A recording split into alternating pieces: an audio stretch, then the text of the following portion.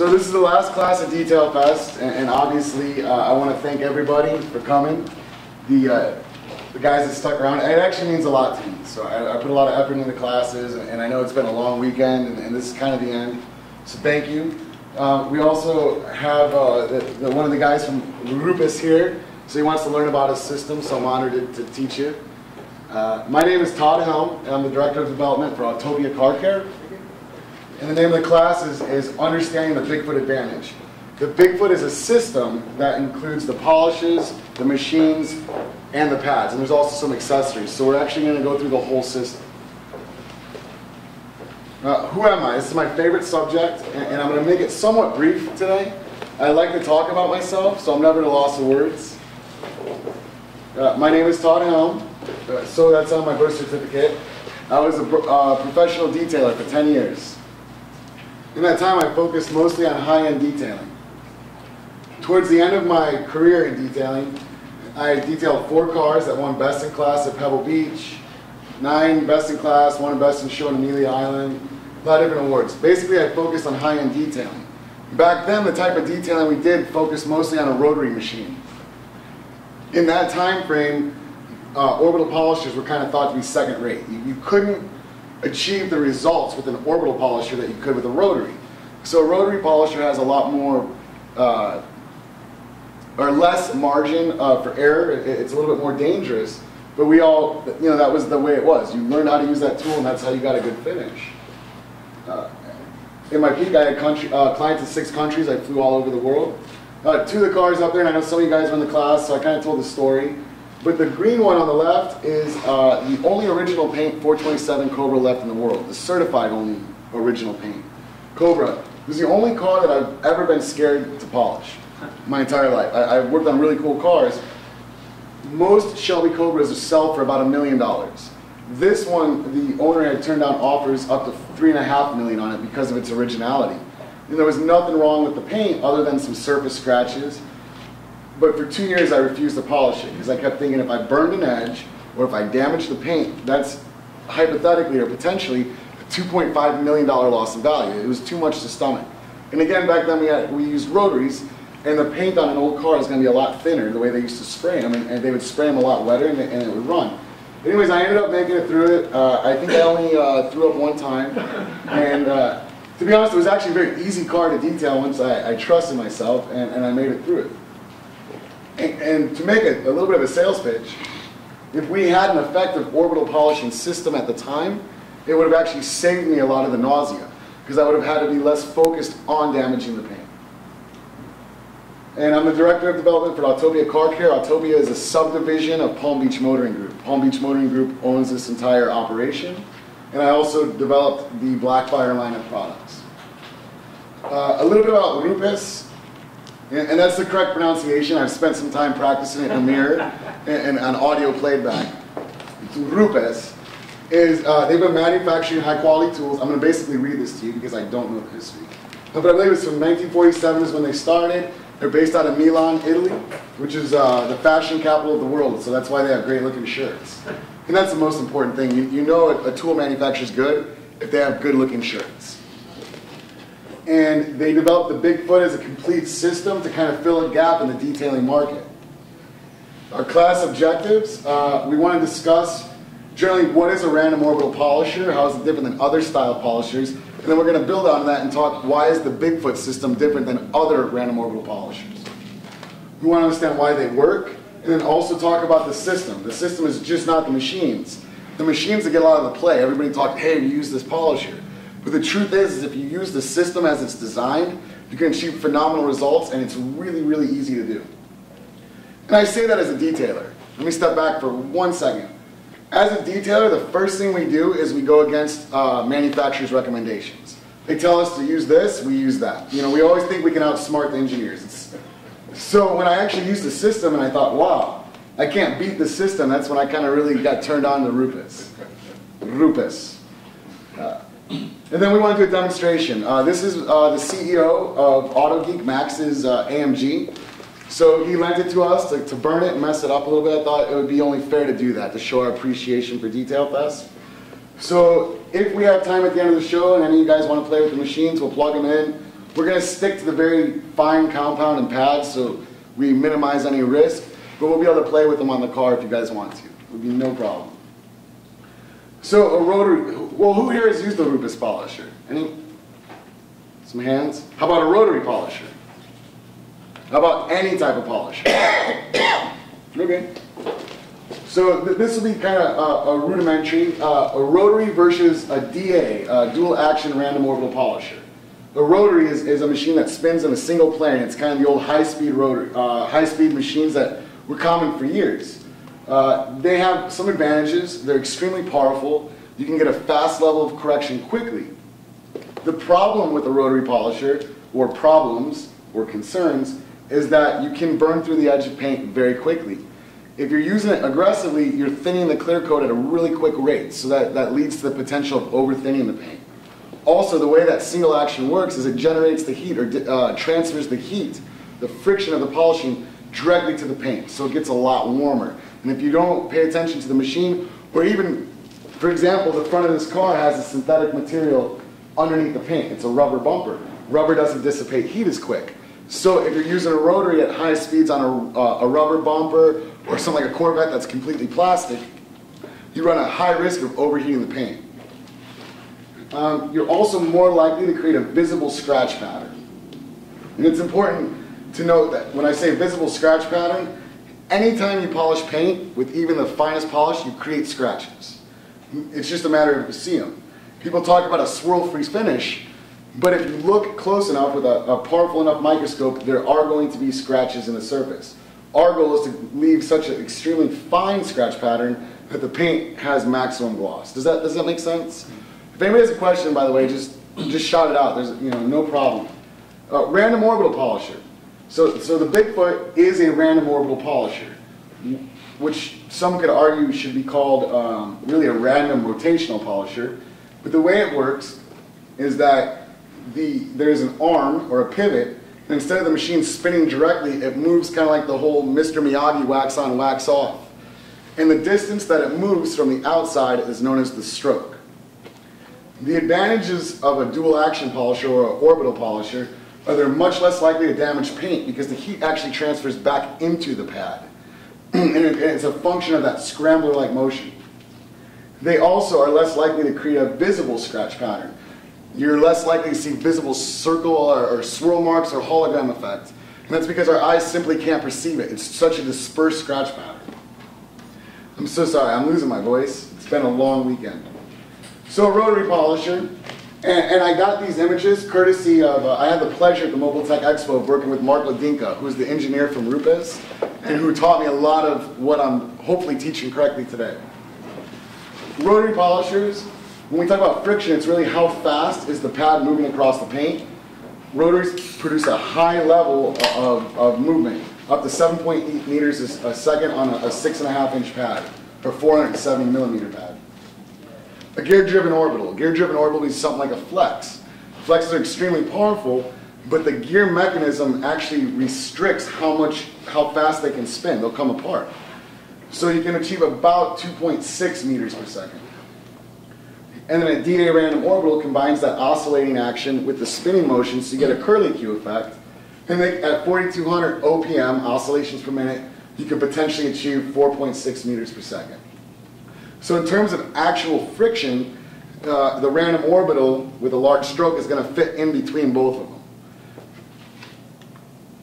The other advantage, and it's something to think about, when you use a rotary polisher, you're not using the entire pad.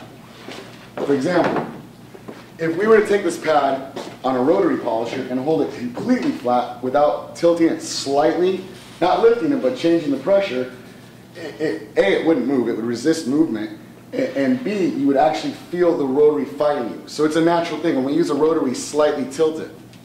So really, most of the cutting action on a rotary is going to occur right in that leading edge, whichever direction you move it to go. And it actually makes a huge difference. On a random orbital polisher, because we hold it flat, and because it's oscillating as it spins, you actually use the entire surface area of the pad. It's one of the reasons why microfiber pads are so efficient on a random orbital, because you have all that surface area. So the Bigfoot versus other orbital polishers. The industry standard for stroke length is about 8 millimeters, 5/16 of an inch. When you increase the stroke, you increase the movement on the paint, and thus you increase the power. Also, you increase the centrifugal force that's causing that pad to rotate. But, so, the question I get asked the most is, if a larger stroke is better, and it is, why didn't anybody else do it? The Porter Cable, the Griot's, the Meguiar's all use an 8 millimeter stroke. It's like taking a rock with a string and spinning it over your head. If that string is 8 inches long, you can do it all day long. But just the more we extend the length of the string and the more the momentum of that rock increases, the speed, if you get it long enough, you're going to throw your shoulder out of socket. It's the same thing. As you increase the stroke, you increase the stress on every other part in the system. It has to be perfectly balanced. Does that make sense? Mm-hmm. Okay. So the biggest difference between the Bigfoot polishers and standard random orbital polishers is the size of the stroke. That also led to Rupes creating a systematic approach. They had to develop the pads to work with the stroke. And then they developed the compounds to work with the pads to work with the stroke. And here's an illustration. I made sure it was to scale. But Rupes offers several different polishers that range from 21 millimeter throat to a 12 millimeter throat.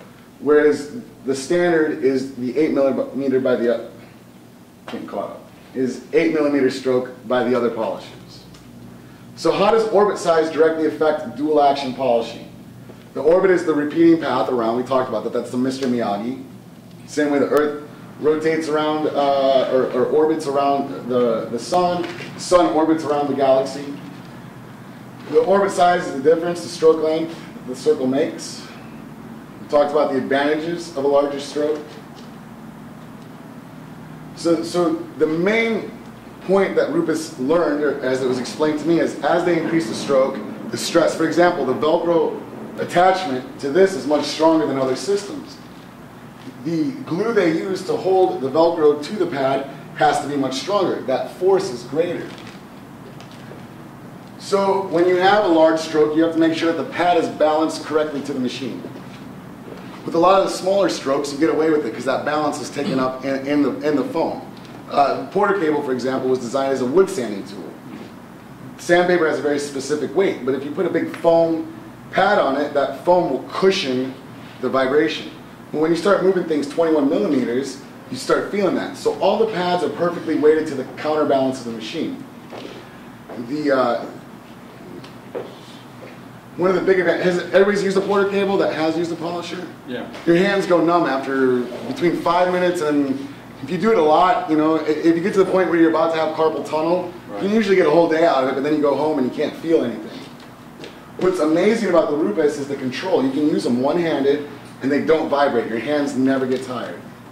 And again, that's part of the system, the weighting and the counterbalance. What kind of Velcro are you guys using, the short or the long?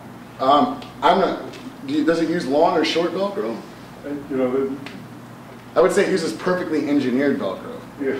That doesn't say it. There are a lot of different hook and loop systems. But that's what the Meguiar's DA was, what they were talking about. You can only use theirs because they have a... Well, correct. Yeah, if the hook and loop is mismatched, right, yeah, what will happen is you actually get a little bit of wiggle at the interface. Mm-hmm. And if you get wiggle at the interface, that's going to create heat. Right.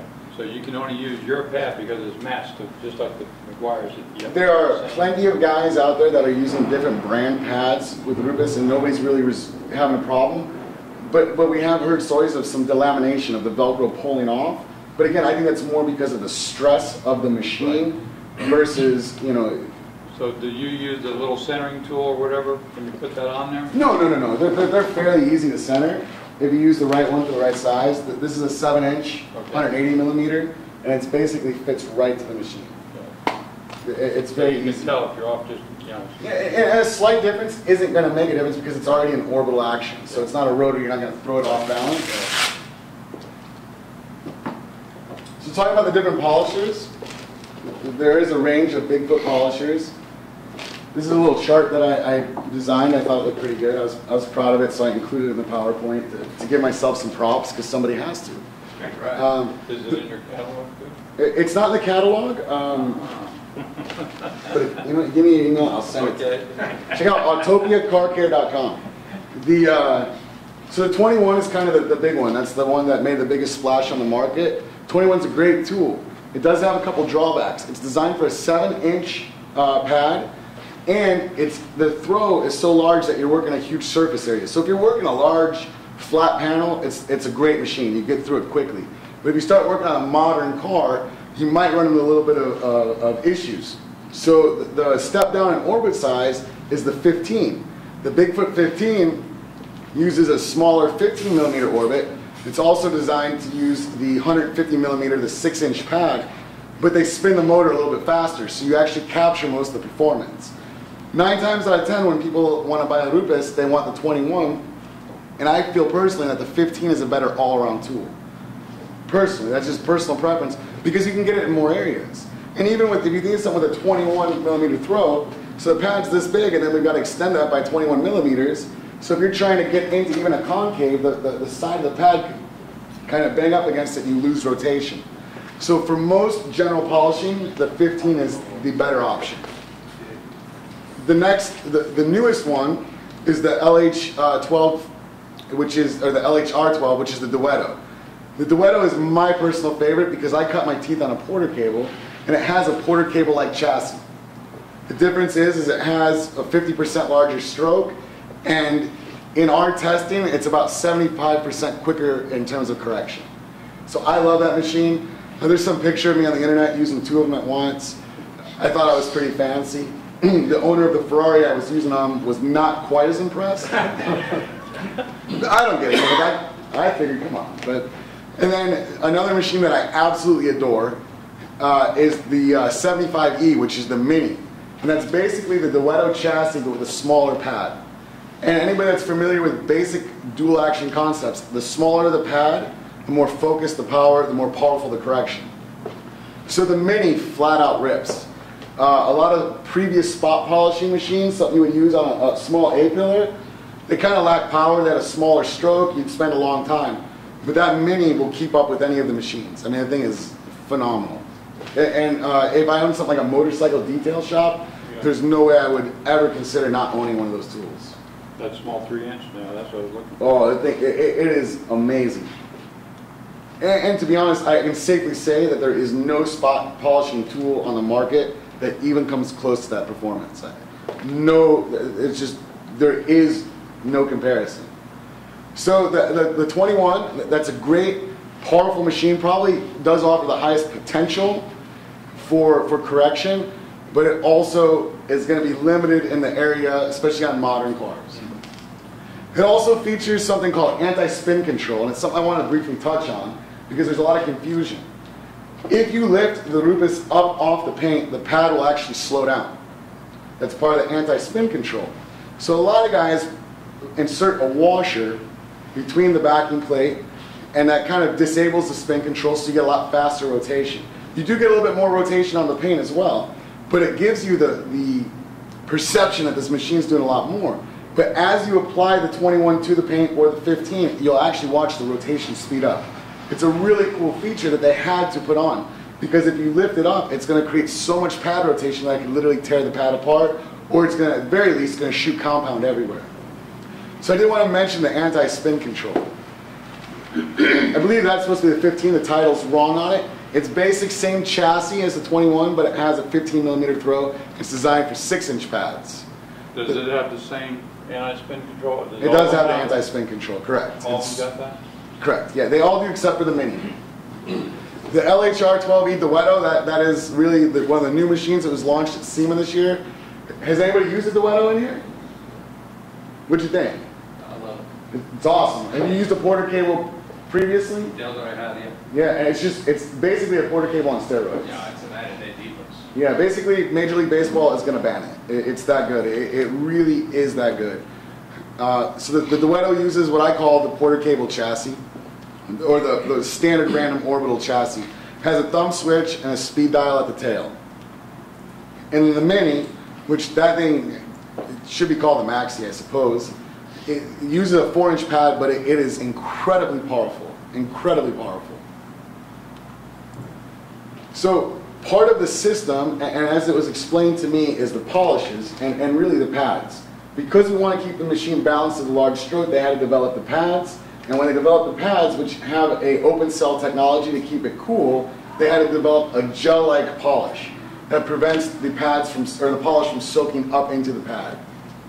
They're all color coordinated. I obviously thought I was being clever and put them the wrong way, but it's been a long weekend. But basically from coarse to least aggressive, and they're color coded with the pad that you should use it with, or the recommended polish. You can mix and match the polishes one way, least, less or more aggressive. But you would start with the blue for serious correction, work down to white for final finishing or a hologram swirl-free finish. Is there any questions so far? And the Rupes pads, which are also color coordinated. One of the things I didn't want to mention was there are 2 microfiber options instead of the foam. The microfiber pads work extremely well on a random orbital polisher because they increase the surface area. It's a bald head versus a head of hair. Without getting too technical and putting you guys to sleep, as the abrasive is attached to the microfiber, when you have this random orbital curlicue action, you can expose all of the microfiber to the paint. So even though that's a 6-inch microfiber pad, it literally has the surface area of an 18-inch pad because there's so much fiber that's moving with the abrasive attached to it. So that's why microfiber pads are so successful on a random orbital polisher. If you use them on a rotary, you mat all the fiber down and it just becomes a flat disc again. Does that make sense? Yep. And then when you combine the microfiber ability to increase surface area with the large stroke of the Bigfoot, you literally, I removed 1,200 grit sanding marks from paint using a Duetto with a microfiber pad. Before that level of correction, you had to use a rotary polisher. The other thing about the Duetto is it can also be used as a machine sander. In fact, Rupes sells a level of sandpapers for it, so it really gives you the ability to remove anything with just one tool. You go from the sandpaper, you sand it up to 3,000 grit, I believe, switch to the microfiber pad, effortlessly cut out the sanding marks and restore gloss, switch to the finishing pad. So in 3 steps, you can correct just about any paint defect on your paint. Any paint defect on your paint. That makes sense. So putting it all together.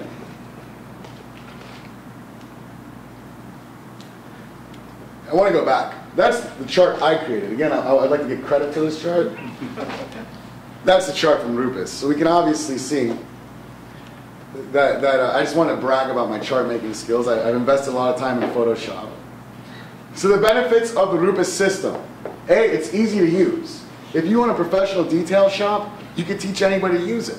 When we used to use rotaries, it was scary to teach a new guy how to use a rotary polisher because there's so much risk. And not only risk, but achieving a true swirl-free finish with a rotary polisher is an art form. It's not even a skill. You have to understand the concept to understand what you're doing. Otherwise, you're going to have holograms all over the car. So it decreases polishing times while maintaining high safety margins. That's because when you use an orbital effect, you instead of a rotational effect, you actually produce a more even dispersed scratch pattern. Rotaries were always 3 steps. If we were doing heavy correction, it was a 3-step system every time. With the Rupes, usually 2 steps on some paints. You can actually kind of go right to the yellow and get it right in the middle. It's ideal for enthusiasts and professionals of all skill levels. I know a lot of high-end professional detailers that have switched exclusively to the Rupes system. Exclusively. And these are the same guys that come with my mentality that we want to reverse engineer everything that we're taught. You know, we think we're smarter than the engineers. But the beginner, because it's a safe polisher and tool to use, you literally, hey, listen, this is how you do it. You teach them the basics, and within 20 minutes, they're achieving swirl-free finishes. And it simply has not been that easy before. It just hasn't. I spent the last 4 years educating people on how to polish paint, and this is kind of threatening to take my job away. That and the fact that I'm losing my voice. Produces easy to replicate professional level results with minimal experience. It's not what the high-end detailers want to hear, but it's the truth. And most importantly, it's engineered to work together. Every single aspect of the system has been thought out, from the way the Velcro attaches to the backing plate, the way the Velcro attaches to the pad, to the way the polishes are designed not to suck into the pad. In fact, Rupes calls their polishes gels. They're a thicker consistency. They went to an open cell foam. Open cell means you can blow air through the pad. because again, that helps dissipate heat on the surface. You're allowing airflow. The problem with open cell pads is that normal polishes will either dry out or they'll saturate up into the pad. So the gel compounds are designed specifically to work with the pads. They've thought of everything. Procedure. This is what I'm going to talk about, and then we're going to get, it looks like we have plenty of time to do some fun, and they're going to start cleaning up out there, so the longer we stay in here and mess around, the less work I have to do. Yeah, Yancey's with me on this. He's like 40 more minutes, 40 more minutes. So basic machine polishing concepts do apply here. One thing that we always recommend at Autogeek is doing a test spot. So you got 4 color-coded, coordinated compounds, but which one you don't know which one to use. Start with the least aggressive first. Do a small 2 foot by 2 foot square and inspect the finish. When you inspect the finish, and this is a perfect time to introduce the swirl finder light from Rupes. Has anybody seen this or played with it? No. No? Okay. I'll pass it around. What's really cool about that light, and I think I have a chart here, but I like to jump around. You guys can tell I'm a little bit ADD. What's very cool about that light is if you've ever used a halogen light, it's yellow. The color it paints is about 4000 K. And yellow, if you've ever used those lights to look at swirl marks on a red car, you can't see them. It's the hardest color. That uses, and I don't know the exact number, I believe it's around 5000 K, which is pure white. Pure white is going to reflect swirls in any color. So we'll let you guys play with it over here. But it's very important to always inspect your work as you go. If you can't see what you're doing, then you're blindly guessing. Start with the least aggressive method first. So we would start in this case with the white, which is their diamond. It's the ultra fine. Try it out. If it doesn't work, step up to yellow. If yellow doesn't work, step up to green. If green doesn't work, then you might need to go to blue.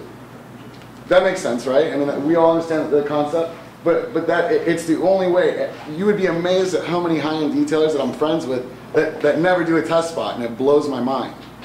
And if Mike Phillips asks, I taught him the test spot. Mike Phillips likes to say that he taught everybody, but I taught him the test spot. And that's a lie. He actually did teach me. So increase the aggressiveness of your components until you get the correction level that you want. When you start getting the green and the blue, there's a potential to leave a little bit of a haze behind. You're using an aggressive compound, so you're going to need to come back with one of the finer ones to finish out. Any questions so far? Kevin? All good, thanks. I just want you to understand how to polish paint when I'm done. Technique. Basically, and we'll go over this, I'll do this in person, but you want to use 5 to 7 dime-sized drops around the outer circumference of the pad, depending on the polisher. If you're using a 21, you're going to use a little bit more product. It's a larger pad. And you can also use a little bit larger surface. As we shrink down the pad size and the machine size, we want to systematically reduce the amount of compound we're using. After the first application, you want to reduce the amount of polish you're using. We always recommend cleaning the pad after each section. So if we did a third of the hood, either use a brush to brush out the pad with the machine on. If you have access to compressed air, that's a phenomenal way, especially with microfiber, to clean the pad. As you polish, you're removing paint. That paint goes into the pad. It's where it goes. Paint can actually act as an adhesive and stick the abrasives back together that you're trying to break down, so you get surface scouring. A clean pad is necessary for getting maximum results. So clean the pad after every section. Polish a controlled section, 3 foot to 3 foot or 2 foot to 2 foot, depending on the size of the machine. Now obviously, something like an A-pillar is not going to give you a 2 foot by 2 foot square, so you just do a reasonable amount within arm's reach. And you're not going to be able to do a cross-hatch pattern, you just have to work back and forth. So especially with new cars, it's a little difficult to maintain a perfect square, but just the basic idea, you want to get close to the same square feet. Move the pad slowly. We're using a dual action polisher. With a rotary, you have to maintain speed. With the dual action, because it's a lot less likely to heat the surface, you want to move the pad slowly. Allow the polish and the machine to do the work for you. You don't need to force it. The other advantage, and I kind of left this one off to the end, with other dual action polishers, you have to maintain force onto the machine. You have to press down. Quarter cable is a great example. If you don't, the pad will actually jiggle on itself like a bowl of jello and you lose the orbital action. With the Rupes, the weight of the machine, or just slightly more, just slightly more, just enough to hold the pad on the surface. The large stroke will take care of the work, the rest. if we imagined a bowl of Jello, and it, it was this big, if you had a little 3/16 stroke and jiggled it here, all of that orbital action would be absorbed in the Jello. Does it make sense? As we compress it, now we can move it. But when you're talking about a 21 millimeter throw, there's absolutely no benefit to pushing down on it. It's going to move the pad in the correct motion. So it's another huge advantage of a large stroke. For the final pass or passes over the area, you want to make 6 to 8 passes. Reduce speed but maintain pressure. By pressure, I mean the weight of the machine, you're not lifting it up. Wipe off residue with a microfiber towel and inspect the finished quality. For further education, I kind of threw Autopia in there, or Autogeek.net.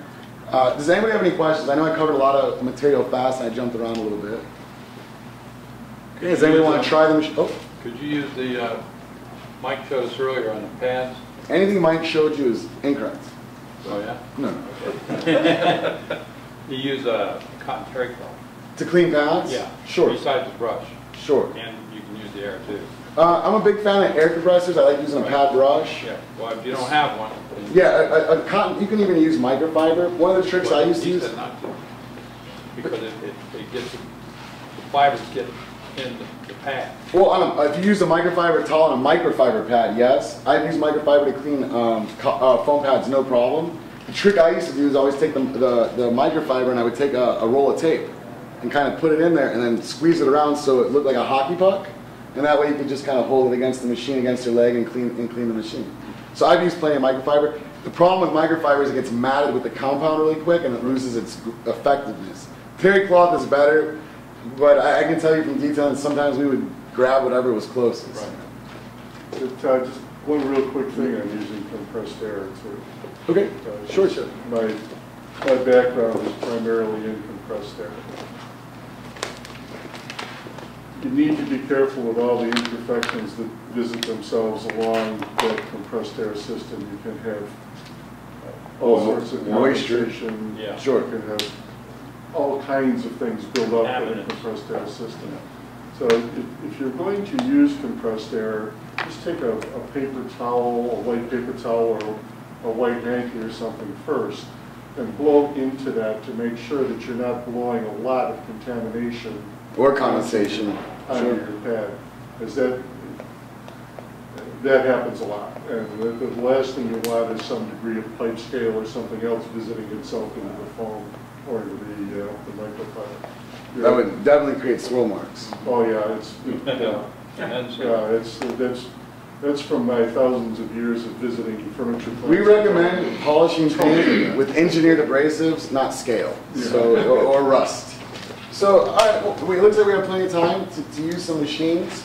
I think a good one to start off with would be the Duetto. So if anybody's interested, we can get started on polishing with it.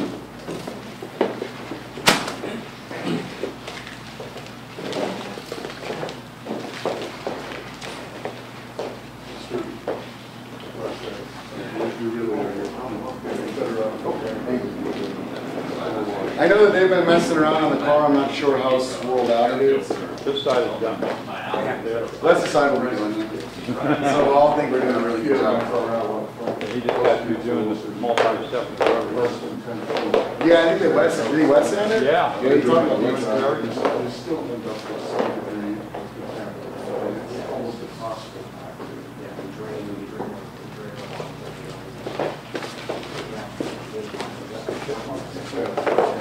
Oh, he drives it.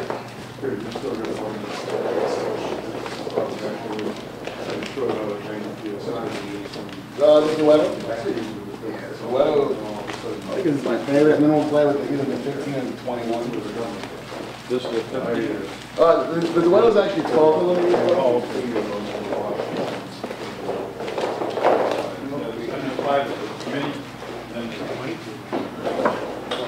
Correct. Take a shot. You've used the polisher before?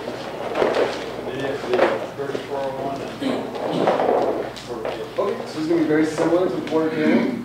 It has a speed dial in the back that ranges 1 to 6. That's kind of the industry standard. Generally for paint correction, you're going to use 5 to 6. It's kind of, if you were to use this, apply wax 3 to 4. And it's got the thumb mounted switch, just like upward. So again, we're not trying to remove the swirl marks. I want to leave work for Mike. Well, I do. You know, and he's a friend of mine. I want to make sure he has job security.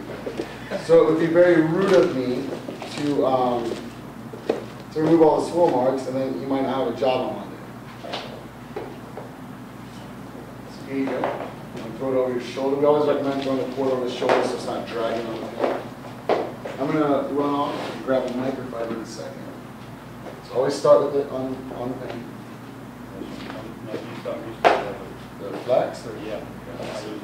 Nice and flat, and then just thumb switch goes forward and tight like this. It's got a soft start.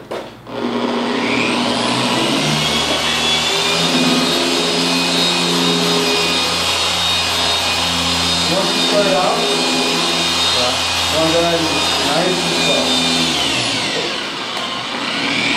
You don't have to hold it, just hold it up. Nice and slow. We're going to overlap with that.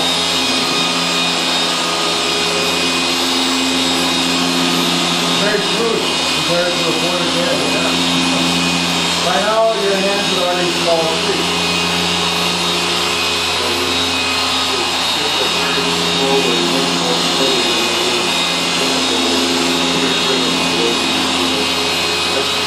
Every once in a while, there's almost no heat.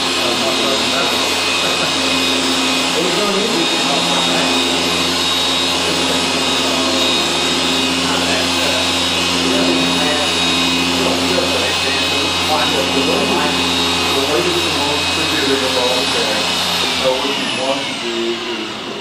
Grab a microfiber.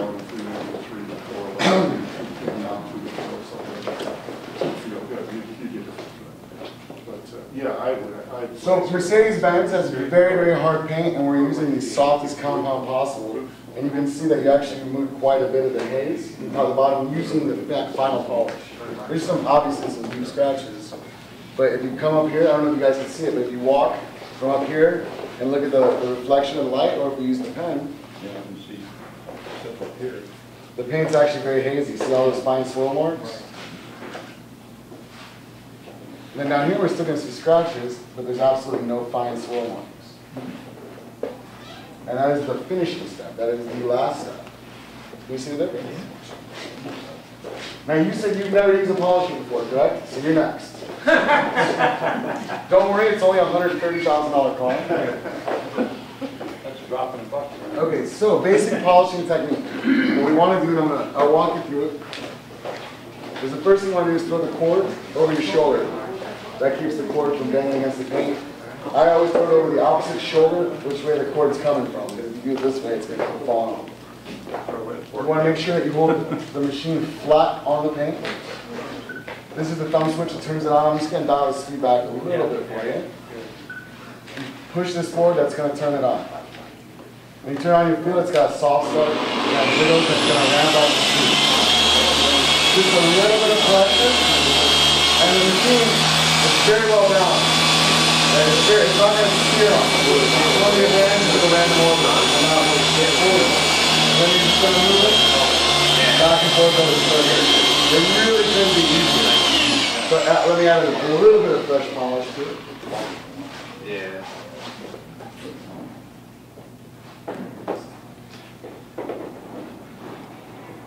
All right, don't screw up.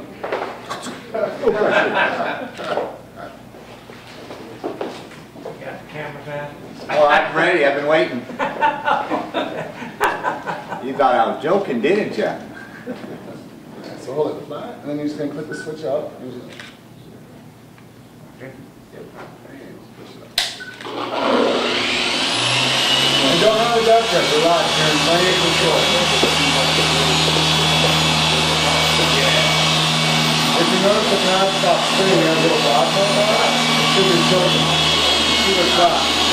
Try to keep it flat with it.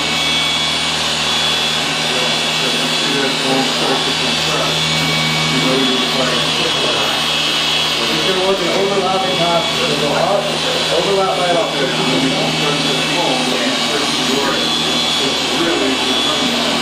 Perfect, got it. And then realize you're working across that, so now we'll make the path go on.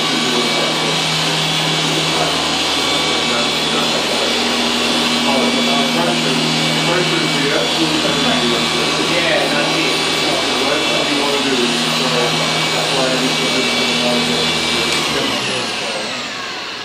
Generally, we would make about 6 to 8 passes, so you're about halfway there. Yeah. And I traded in and up. But, as you can see, compared to the rest of the paint, Good deal for you. up here to here, you almost knocked out 80–85% of the swirl marks in one step.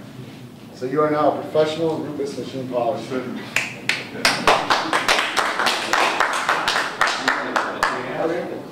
I'd use this. So anybody else want to try the Duetto? Alright, so does anybody have a request for a machine they'd like to try? Let me try the 75. Yeah, let's try the mini. The mini? Mini. Okay, keep that one.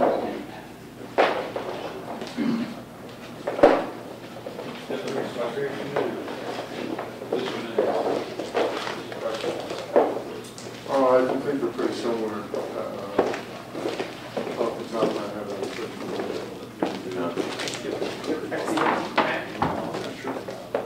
the Autogeek has to be able to get a better pricing. I think that's a bit the old pricing issue for distribution, not for us.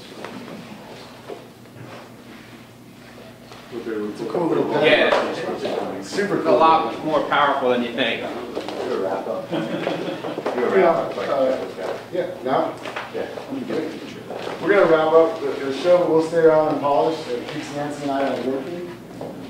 But everybody that watched, thank you for watching. This has been the Understand the Rupes system. This is officially ends Detail Fest 2014. It was an amazing year. So everybody that's at home or on the forum or watching this later on YouTube, thank you very much for watching and go buy a Rupes. Thank you. This is when you guys clap.